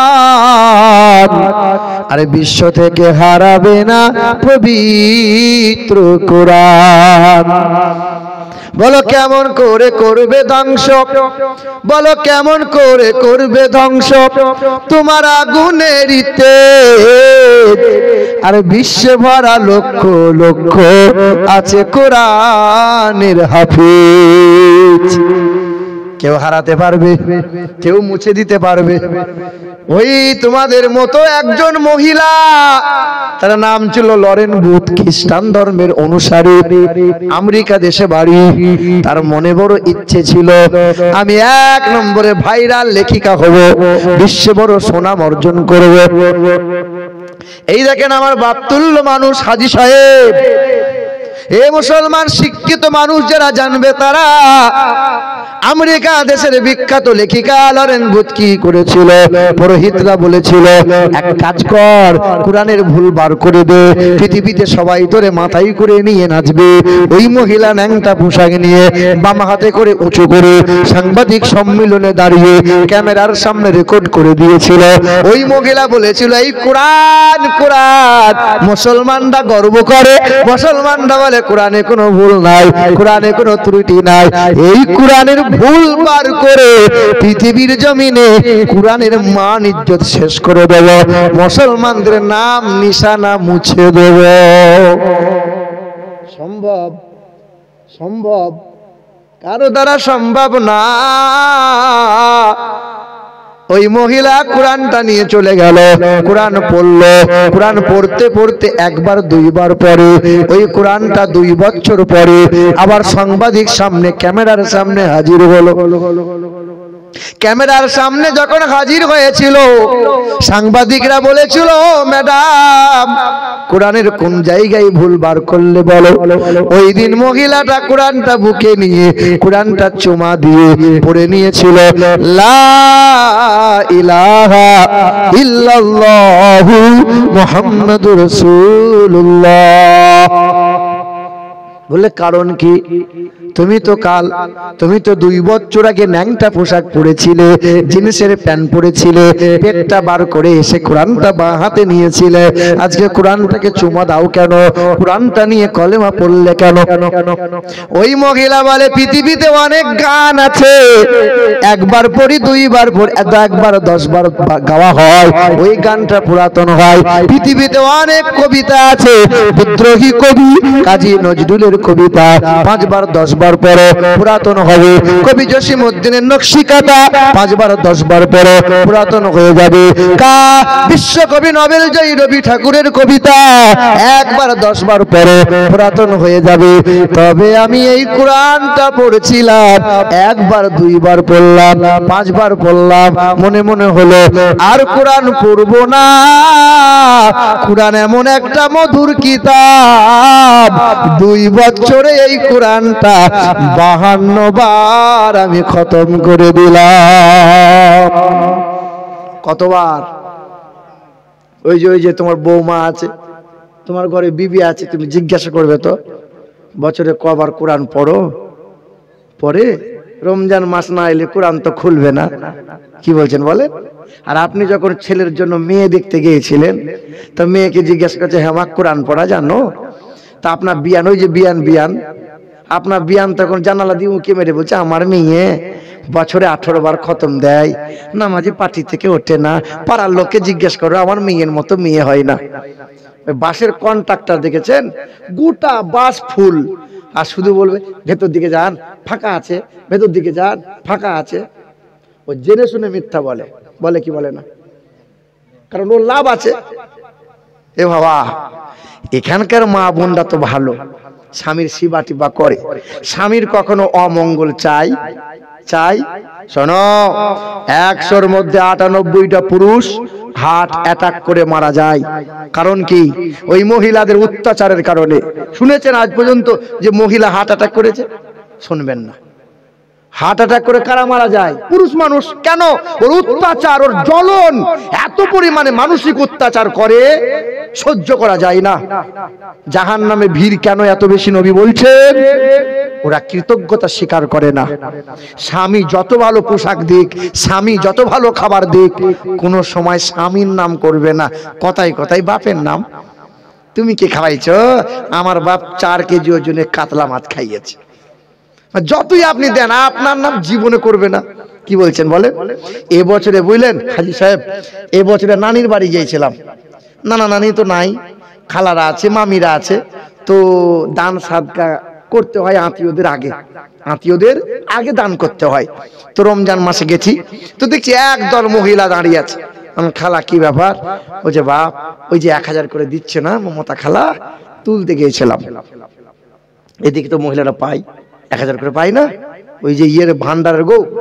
হ্যাঁ, তো তা বলছে বাপ মমতা খালা কিন্তু ভুল করছে। কিরকম? বলে আমি পাচ্ছি 1000, জরিনার মা পাচ্ছে 1000, সালমার মা পাচ্ছে 1000, কিন্তু কুদালের মা 2000 করে পায়। এটা কি মানা যায়? আমি বলছি খালা, কুদালের বাপ যে মরে গেছে, বেদবা বাতায় 1000, আর ওই দিকে পাবে 1000। তখন আমার হাতটা ধরে বলছে বাপ মুর্শিদাবাদে যাচ্ছিস, মালদা, দিনাজপুর, কোচবিহার, জলপাইগুড়ি, দেশ বিদেশি করছিস, বাবা একটু দোয়া করতে পারছিস না? কিসের দোয়া? দোয়া করে দে যেন ওলাউটো ওই বুড়ো যেন মরে যায়। তাই আমি বলছি আল্লাহ আল্লাহ আস্তাগফিরুল্লাহ। কি বলছো খালা? বলছে বাপ ও বুড়োটাকে রেখে কি লাভ, ও যদি মরে যায় তো বসে বসে 2000 পাবো। কথা বুঝতে পারছেন? এদিকের মা খালারা তো এইরকম লয়, এরকম না। ও তারা কোনোদিন ও মহিলারা মনে মনে ভাবছে সাপে খেকো কোথা থেকে এলো রে, এর মাথায় বাজ কেন পড়ে না? এ বাবা, হ্যাঁ আমার মা বোনেরা, এখানকার মা বোনরা ভালো। নবী আমার বলেন ওয়াল মারআতু ইযা সাল্লাত খামসাহা ওয়া সামাত শাহরাহা ওয়া হাসানাত ফারজাহা ওয়া আতাত যাওজাহা ফালতাদখুল মিন আই আবওয়াবিল জান্নাতি শাআত। যে মহিলার 4 গুণ ভালো, 5 ওয়াক্ত নামাজ পড়ে ওই মহিলা, রমজান মাসে রোজা রাখে ওই মহিলা, স্বামীর সেবা করে, স্বামীকে তুইতকারি করে না, স্বামীকে ভাষা খারাপ করে না, স্বামীকে আঙুল তুলে কথা বলে না, স্বামীর সেবা করে। আর 4 নম্বর হলো ওই মহিলা বেহায়াই চলে না, মাথা খুলে পেট বার করে আজারে বাজারে যায় না। এই 4 গুণ যে মহিলা ভালো করে নেয়, জান্নাতের 8টা দরজা আল্লাহ খুলে দেবে, যে কোনো জায়গা দিয়ে ওই মহিলা জান্নাত চলে যাবে। এ মা বোনেরা, ওই লরেন বুথ লেখিকা কি বলেছিল, এই কোরআনটা 5 বার 6 বার পড়লাম, মনটা হয়েছিল কোরআন পড়বো না, তবে পড়তে পড়তে পড়তে পড়তে 2 বছরে 52 বার আমি খতম করলাম। এই মহিলা বলেন, কোরআন পড়ে আমি জানতে পারলাম, নবীজির আদর্শের কথা জানতে পারলাম, নবীর চরিত্রের কথা জানতে পারলাম, ইসলামকে খুঁজে পেলাম, তাই তো আমি মুগ্ধ হয়ে গেলাম। কালেমা পড়ে ইমানদার হলাম, মাথায় কাপড় নিল, পর্দাশীলা হয়ে গেল, নামাজ পড়া শুরু করে দিল। তাহাজ্জুদের নামাজ আর কাজা করে না। আমার ঘরের মা বোনেরা কেন নামাজ কেন পড়ো না? ও মা, নামাজ পড়ো, ছেলে মেয়েদের বুকে কোরআন দাও, কারণ জানো মাটি ভালো হলে গাছ ভালো হয়, গাছ ভালো হলে ফলনটা ভালো হবে। মা বাপ যদি ভালো হয় বাচ্চা ভালো হবে, বাপ মা যদি নেককার হয় বাচ্চা আল্লাহ ওয়ালা হবে। মা যদি সিরিয়াল ওয়ালি হয়, মা যদি বেনামাজি হয়, বাপ যদি বেনামাজি হয়, বাপ যদি গাঁজাখোর হয়, ওর বাচ্চাটা বড় হয়ে বাপের কাছে বিড়ি চেয়ে খাবে, আব্বা একটা বিড়ি দাও আব্বা। ছেলেটা বড় হয়ে বাপকে শালা বলে ডাকবে। ছেলে কখনো বাপকে শালা বলে? হ্যাঁ বলে, বলে। ওই অমানুষগুলো বলে, যে বাপগুলো ছেলে মানুষ করতে পারে নাই। এ মুসলমান বাবারা, ভাইরা আমার, ও সোনামণি মা ও বোনেরা, পৃথিবীর জমিনে আল্লাহ পাক যারে সবচেয়ে সুন্দর বানাইলেন নবী মুহাম্মদ রাসূলুল্লাহ। মহাত্মা গান্ধী মারা গেছে, মহাত্মা গান্ধী মৃত্যু হওয়ার 16 দিন আগে উনি একটা চিঠি লিখে লিখলেন। ওই চিঠি ব্রিটিশ মিউজিয়ামে রাখা হলো। ভারতের ইতিহাস এইরকম অহরহ গোপন করে দেওয়া হলো। ওই মহাত্মা গান্ধী মৃত্যু হওয়ার 16 দিন আগে বললেন, পৃথিবীর জমিনে অনেক মনি ঋষির জীবনী পড়লাম, আমি গুরু নানকের জীবনী পড়লাম, মহাবীরের জীবনী পড়লাম, বালক ব্রহ্মচারীর জীবনী পড়লাম, আমি গৌতম বুদ্ধের জীবনী পড়লাম, আমি আব্রাহাম লিঙ্কনের জীবনী পড়লাম, লেনিনের জীবনী পড়লাম, যিশুর জীবনী পড়লাম। তবে বিশ্বের মহান নেতা জানাবে মুহাম্মদ রাসূলুল্লাহ জীবনীটা পড়ে জানতে পারলাম পৃথিবীর জমিনে এত সুন্দর মনি ঋষি, এত সুন্দর মহামানব পৃথিবীর জমিনে 2টা নাই। এত সুন্দর ব্যক্তি পৃথিবীতে আর 2টা নাই। বাবারা, ভাইরা আমার, ওই দয়ার নবী মায়ার নবীকে আল্লাহ সবচেয়ে বেশি মোহাব্বত করেন। আর নবী মায়ার নবী হাবিবে কিবরিয়া সব থেকে যারে মায়া করেন, মোহাব্বত করেন, তিনি তারা হলো এই গুনাহগার উম্মত, উম্মতি যারা। আমাদের উলামারা জলসাতে বলে যে আগেকার নবী পয়গম্বররা দোয়া করেছিল যে আল্লাহ, নবী না হয়ে আখিরি নবীর যদি উম্মত হতে পারতাম। ঠিক না ভুল বলে? আচ্ছা বাপ, কথাটা সত্য, কিন্তু আমরা তখন চিৎকার করি সুবহানাল্লাহ। সাংঘাতিক ব্যাপার, আমাদের মতো উম্মত হওয়ার জন্য আগেকার নবী পয়গম্বররা দোয়া করেছিল। বিবেকে হাত দিয়ে বলেন, আমাদের মতো উম্মত? এই বিড়িখোর, গেঁজাখোর, হারামখোর, জমির আল ঠেলা, এ আমাদের মতো উম্মত? এদিকের মানুষ জমির আল কেটে জমি বড় করে নাকি? করে না। শব্দ ফেরেশতা। না না, আপনাদের এলাকা জিজ্ঞেস করছি, করে তো? হ্যাঁ, বাহ। এ বাবার আমার, তা এইরকম উম্মতের জন্য কি আগেকার নবী পয়গম্বররা দোয়া করেছিল যে এইরকম উম্মত আল্লাহ বানিয়ে দাও আল্লাহ? না মুসলমান, দয়ার নবী মায়ার নবী হাবিবে কিবরিয়া জনাবে মুহাম্মদ সাল্লাল্লাহু আলাইহি ওয়াসাল্লামকে তায়েফের মানুষরা মেরেছিল, মেরে মাথাটা ফাটিয়েছিল, আর গোটা চেহারা রক্তে লাল হয়ে গিয়েছিল। এই মাথা ফাটা রক্ত গড়িয়ে গিয়ে পায়ের খরমটা চামড়ার সাথে জমাট বেঁধেছিল। তখনও নবীর ঘা শুকায়নি। কিছুদিন পর, কথা আসতে বলেন বাবু, কথা আসতে, হজের মৌসুম ছিল, দেশ বিদেশের মানুষেরা হজ করতে এসেছিল। ওই সময় আল্লাহ রসুল তখনও মাথার ঘা শুকায়নি। নবী আমার পা পা করে গেলেন কাবা শরীফের পাশে দাঁড়িয়ে। আল্লাহ রসুল বলেছিলেন লা ইলাহা ইল্লাল্লাহ আনা রাসূলুল্লাহ। দেশ বিদেশের মানুষেরা মৌমাছির মতো নবীকে গোল করে ঘিরে নবীর মোহাব্বতে পাগল হয়ে নবীর কথা শুনছিলেন, নবী আল্লাহর পরিচয়ের কথা বলছিলেন। সেই সময় দারুন নাদওয়া থেকে বেঈমান আবু জেহেল জেহেল মোটা একটা পাথর নিয়ে বলেছিল, মুহাম্মদ এখনো মরে নাই, ওকে আজকে এমন করে পাথরে ঘা মারবো যে মুহাম্মদ দ্বিতীয়বার আল্লাহ বলার সুযোগ পাবে না, আমার নবীকে মারবে। বেঈমান মোটা পাথর নিয়ে পিছন দিয়ে পা পা করে এসে কাঁচা ঘায়ের উপরে আবার পাথরে ঘা মেরেছিল, মাথা দিয়ে ফিচকিরি দিয়ে রক্ত বেরিয়ে গিয়েছিল। আর দেশ বিদেশের মানুষরা ভয়ে সবাই পালিয়ে গেল, নবী একাকী হয়ে জমিনে লটকে বেহুশ হয়ে পড়ে গেলেন। সেই দিন বেঈমান আবু জেহেল বলেছিল, মুহাম্মদ আর নাই, কে আছে দেখি মুহাম্মদের পাশে। বেঈমান হাসতে হাসতে চলে গেল। ওই সময় নবীর চাচা আমির হামজা রাদিয়াল্লাহু তাআলা আনহুর ঘরের এক দাসী, এক কাজের বাদী কলসিটা নিয়ে কাবা শরীফের পাশে পানি আনতে এসেছিল কুয়া থেকে পানিটা নিয়ে কলসিটা নিয়ে পা পা করে গিয়ে দরজার সামনে দাঁড়িয়ে আছে আমির হামজার বিবি নবীর চাচি। ছুটে এসে জিজ্ঞাসা করছে, মা কাঁদছিস কেন রে? তোকে কখন যে পানি আনতে পাঠাইলাম, এত দেরি করলি কেন? তোর সাথে কেউ দুর্ব্যবহার করেছে? তোকে কেউ খারাপ কথা বলেছে? মা কি হয়েছে বল না, তুই কাঁদছিস কেন? সেদিন বাঁদিটা চোখের পানিটা মুছিয়ে নিয়ে বলেছিল, জানো মা, আজকে পথের মাঝে বড় একটা দুর্ঘটনা হয়েছে। কি হয়েছে রে মা? কি হয়েছে বল না, কি হয়েছে রে? বলে, যার বাপ নাই, যার আব্বা বলে কেউ নাই, যার দাদু বলে কেউ নাই, যার আম্মা বলে কোলে তোলার মতো কেউ নাই, সেই সন্তানটাকে এমন করে মেরেছে। সচোখে দেখলাম, মনে হলো যেন ওই সন্তানটা মারা গেছে। কার কথা বলছিস রে মা? ওই যে আপনাদের বংশের রক্ত, তার নাম মুহাম্মদুর রাসূলুল্লাহ। আমির হামজা দ্বিপহরের সময় ঘোড়ার লাগামটা বেঁধে দিয়ে পা পা করে এসে ঠান্ডা পানিতে হাত মুখটা ধুয়ে ছুটে এসে দরজার কাছে আওয়াজ করে বলেছিল, বিবি। দরজাটা আদর করে খুলে দিয়েছে, খাবারের তারা সামনে দিয়েছে।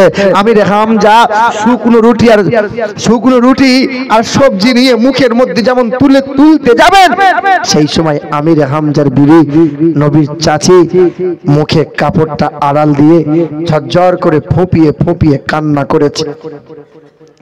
আমির হামজা খাবারটা নামিয়ে জিজ্ঞাসা করছে, বিবি তুমি কাঁদছো কেন? আমি কি তোমার সঙ্গে কখনো খারাপ ব্যবহার করেছি? তুমি কি আমার সংসারে কখনো অভাব পেয়েছো? কি হয়েছে বলো না, তুমি এইরকম করে কাঁদছো কেন গো? সেদিন বিবিটা ছুটে এসে আমির হামজার ডান হাতটা এরকম করে জড়িয়ে ধরে বলেছিল, জানো, তোমার সংসারে আমি কোনোদিন কষ্ট পাই, তোমার সংসারে কোনোদিন আমি ব্যথিত হইনি, তোমার সংসারে আমি কোনোদিন কষ্ট পাইনি, কোনোদিন আমি তোমার কাছে কান্না ও চোখের পানি দেখাই নাই। আজকে আমার কলজেটা ফেটে যাচ্ছে। কি হয়েছে বলো না? বলে, জানো, আমাদেরই তো ঘরের ছেলে গো, তার আব্বা 6 মাসে চলে গেল, 6 বছরে মা গেল, 8 বছর 2 মাস 10 দিনে তার দাদুটা চলে গেল। জানো, তার যদি আজকে আব্বা থাকতো না, তোমাদের আর লাগতো না। ছুটে এসে তার আব্বা ছেলেকে বুকের মধ্যে কলিজার মধ্যে ভরে নিত। তার আপন দাদু যদি আজকে হায়াতে থাকতো, ছুটে এসে সন্তানটাকে বলতো, ভাই আমি তোমার পাশে আছি, কোনোদিন তাকে কেউ আঘাত করতে পারতো না। তোমাদের মনে একটু মায়া হয় না বলো? কি হয়েছে বলো না? জানো না, তোমাদের ঈদের সন্তান সে আব্দুল্লাহর ছেলে, যার নাম মুহাম্মদ সাল্লাল্লাহু, তাকে এমন করে মেরেছে বেঈমান আবু জেহেল নাকি তার নাম। আমার বাঁদিটা সকালবেলায় খবর দিয়ে গেছে, মনে হয় যেন ছেলেটার বেঁচে নাই। জানো, আমার খুব কষ্ট হচ্ছে, তোমার অনুমতি পাইনি বলে আমি ঘর থেকে বেরোতে পারি নাই। তুমি একটু যাও না, ছেলেটাকে একটু আমার ঘরে নিয়ে এসো না, যাও। আমির হামজা ঘোড়ার পিঠে লাগাম টেনে ধরে দৌড়ে চলে গেলেন। বেঈমান বৈঠকখানায় বসে আনন্দ করছে। দারুন নাদুয়া থেকে আমির হামজা আবু জেহেলের চুলের মুঠি ধরলেন আর বেঈমান আবু জেহেলকে দিওয়ালে পাথরে ঘা মারলেন। বেঈমান আবু জেহেলের মাথাটা ফেটে গেল, ফিচকিরি দিয়ে রক্ত বেরিয়ে গেল।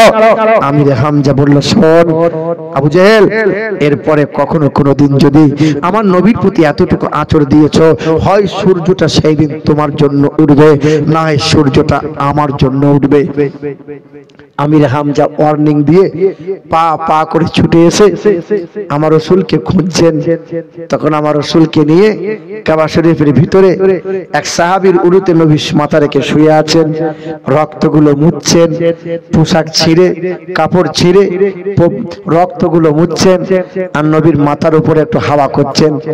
এমন সময় কানে কানে বলছেন, ইয়া রাসূলুল্লাহ, সবাই যখন আপনাকে ভুলে যায়, আপনার চাচা আমির হামজা তখন আপনাকে ভুলে যায়নি, আপনার তারাশে আপনার কাছে এসেছে, আপনি ওঠেন। আল্লাহ রাসূল উঠে বসলেন।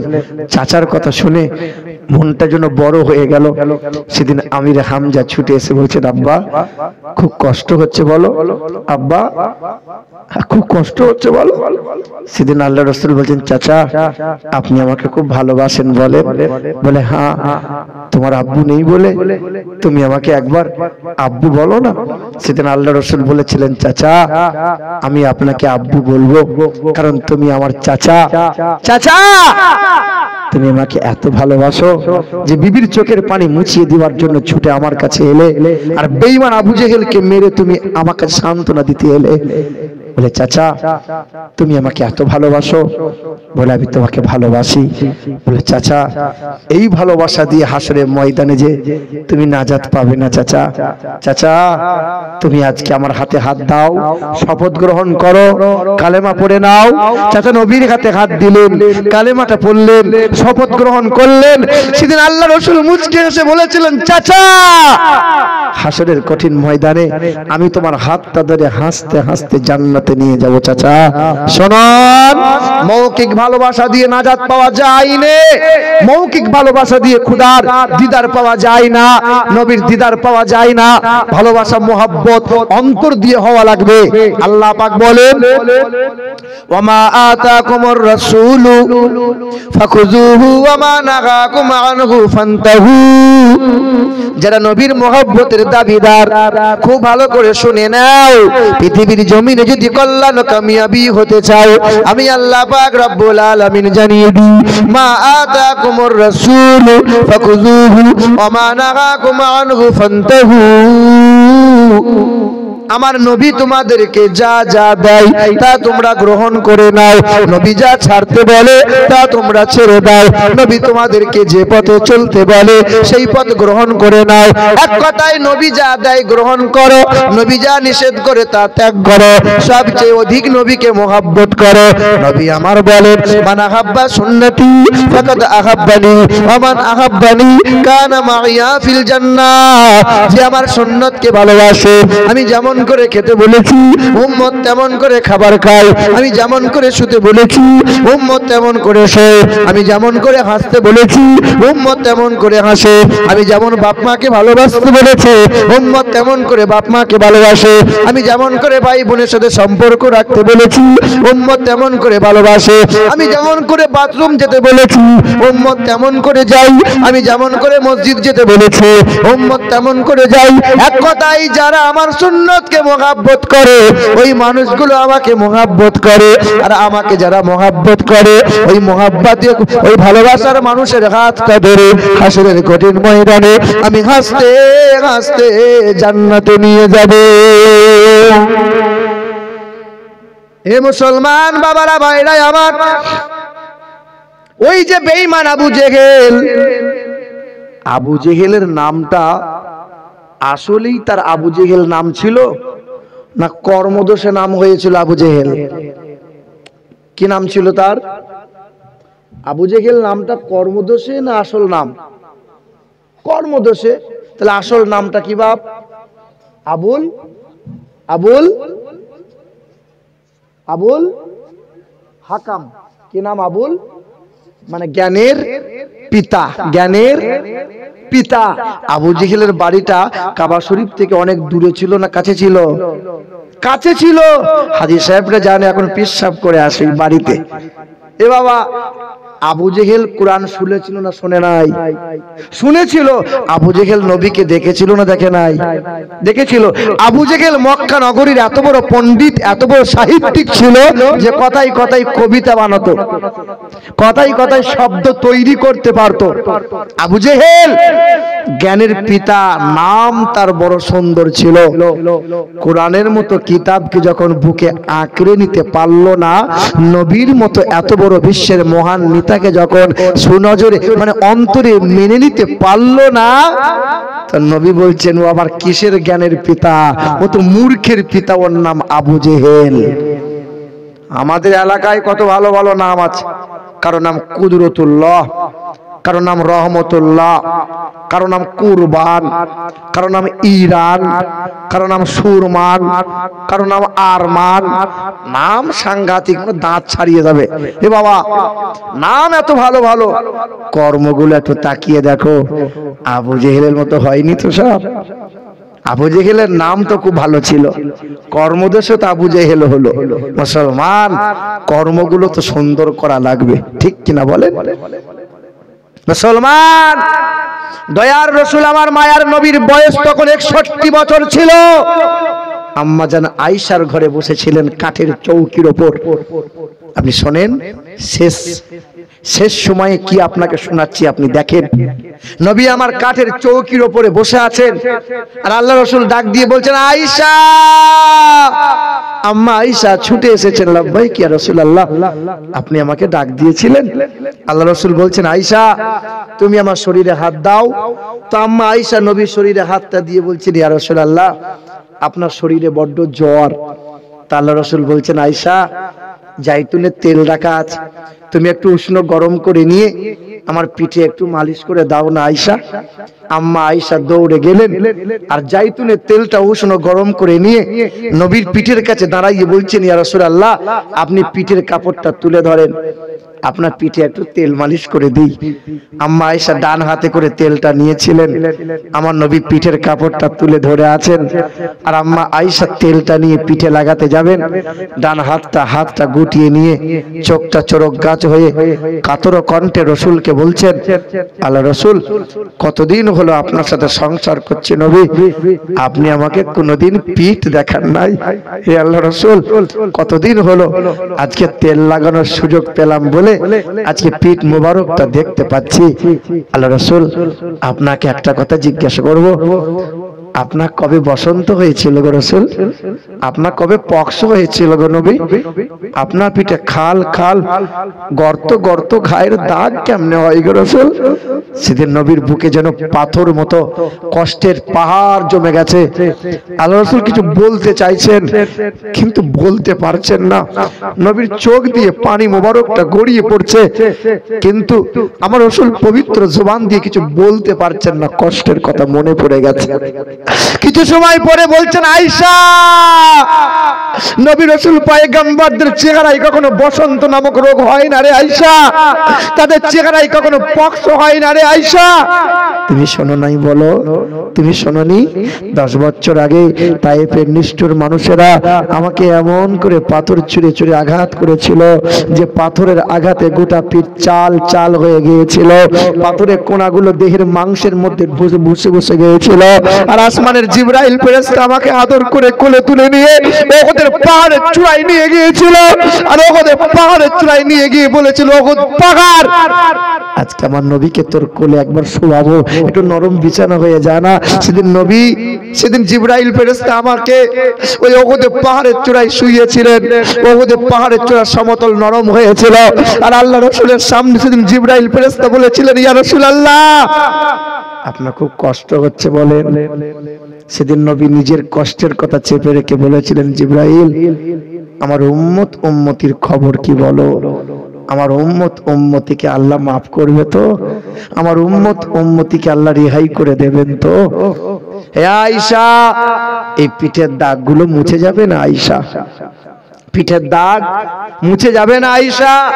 কাল যখন হাসরের ময়দান হবে, আমার আল্লাহ পাক যখন আমার এই উম্মতের বিচার করবে, কোন উম্মতের পাপীর বিচার করতে করতে আল্লাহ কহার হয়ে যাবেন মালিকের সামনে, আমি আমার পিঠটা দেখাবো।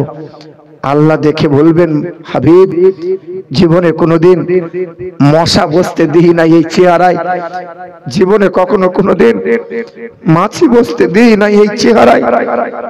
আপনার চেহারা সুগন্ধময় করেছিলাম, আপনার চেহারা পবিত্রময় করেছিলাম হাবিব। পিঠটা এইরকম করে আমার সামনে নিয়ে এলেন হাবিব, বিনিময় প্রতিশোধ চান তো প্রতিশোধ নেন। সেদিন আল্লাহ রাসূল বলবেন, আল্লাহ, জীবনে কোনোদিন প্রতিশোধ চাইনি, আজও চাইবো না। মালিক, আমার এই গুনাহগার উম্মত উম্মতি গুলোকে মাফ করে দাও আল্লাহ, আমার এই উম্মত উম্মতি গুলোকে মাফ করে দাও আল্লাহ। সেদিন আল্লাহ পাক রব্বুল আলামিন বলবেন, হাবিব, আপনার যারা উম্মত হবে আমি আল্লাহ নাজাত দিয়ে দেব। তবে জীবন ভোর যে উম্মতের জন্য কাঁদলেন, আজ নবী কাঁদছেন, কাল যখন নবী কাঁদবেন আল্লাহ বলবেন, হাবিব, এই উম্মতের আমলনামা নিজ হাতে আপনি তুলে দেখেন। এই দেখেন, খাতাটা দেন তো। এই দেখেন আল্লাহ রাসূলের হাতে, আল্লাহ রাসূলের হাতে সেই দিন আমল নামাটা দেয়া হবে। আর আল্লাহ রাসূল সাল্লাল্লাহু আলাইহি ওয়াসাল্লাম এই আমল নামাটা পাতা উল্টে উল্টে দেখবেন আর বলবেন, হায় উম্মত, কি হায় উম্মত, কি কাজ করলে তুমি? জীবনে বছর পেলে, মাস পেলে, রাত পেলে, দিন পেলে, কখনো আমার কথা মনে হয়নি বলো? তোমার কোনোদিন আমার প্রতি একটু মায়া হয়নি বলো?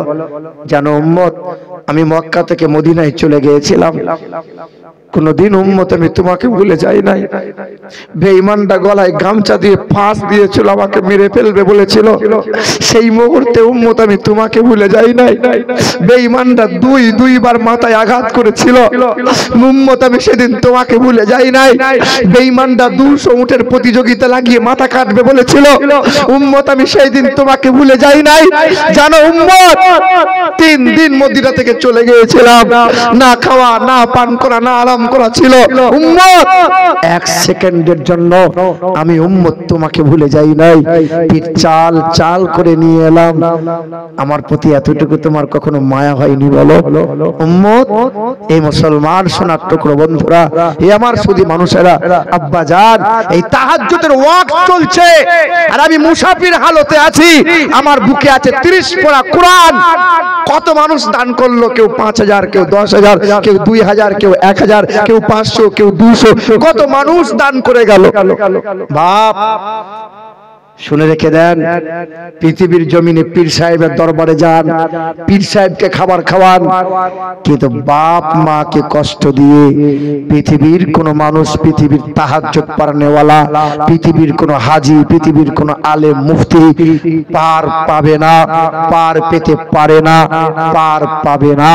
মুসলমান, কিছুদিন আগে জঙ্গিপুরের মাটিতে দেখলাম এক পাগল ইংরেজিতে কথা বলে। ইংরেজিতে জিজ্ঞাসা করছি, ভাই কি ব্যাপার, পাগল ইংরেজিতে কথা বলে কেন? বলে, এই ছেলেটা আমার এলাকার ছেলে, ছেলেটা সায়েন্সের ছাত্র ছিল, ছেলেটা বিএড করেছিল, মাস্টার হয়ে গেল, চাকরি পাওয়ার 6 মাস পরে অহংকারে নিজের মাকে লাথি মেরে ঘর থেকে বার করে দিয়েছিল। মায়ের চোখের পানি যাবে কোথায়? ও ইংরেজিতে কথা বলে, ও পাগল, মায়ের বদদুয়াতে পাগল। বেটা, বিবির জন্য জমি দিলে, সোনাদানা সব কিছু দিয়ে দিলে, ছেলে মেয়েকে সব দিলে, বাপ মায়ের জন্য কি দিয়েছে বলো? আজ অনেকেরই বাপ মা কবরে শায়িত হয়ে আছে, মনে পড়ে না বলো? তুমি তো বলতে পারতে, মা, আব্বা, কতদিন হলো তোমার কবরের কাছে আসতে পারি নাই, আজকে এসেছি। তুমি আমার বাড়িতে নাই বলে আমার বাড়িটা অন্ধকার অন্ধকার হয়ে গেছে। মুসলমান, সন্তান যখন বাপ মায়ের কবরের কাছে দাঁড়াইয়ে একটু দোয়া করবে, আখিরি মুনাজাত মানে মালিকের দরবারে মাগফিরাতের দোয়া করবে, এই সন্তানের দোয়ার কারণে বাপ মায়ের কবরে জান্নাতি হাওয়া, জান্নাতি মেওয়া, জান্নাতি পোশাক আল্লাহ দান করে দেবে। জি, রিজাউল মন্ডল সাহেব কোরআন শরীফ দিয়েছেন, গোয়ালপাড়া বাড়ি এবং 1 বস্তা সিমেন্ট। এই দেখেন, হাসিবুল মিস্ত্রি বাগানপাড়া বাড়ি, 10 ব্যাগ সিমেন্ট দেবেন, আলহামদুলিল্লাহ। রাশিকুল ইসলাম পানি পিয়া 5000 টাকা দান করবেন। 15,000 হবে।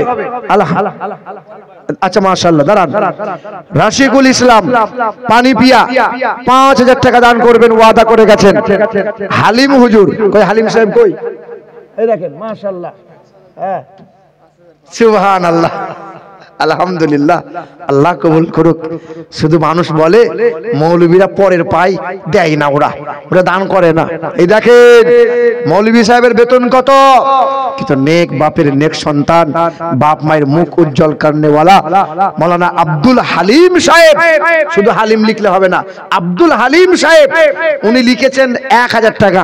তো উনি বলছেন হুজুর ওটা 1,000 নয় 5,000ই করে দেন। জোরে বলো নারে তাকবীর, নারে তাকবীর, নারে রিসালাত।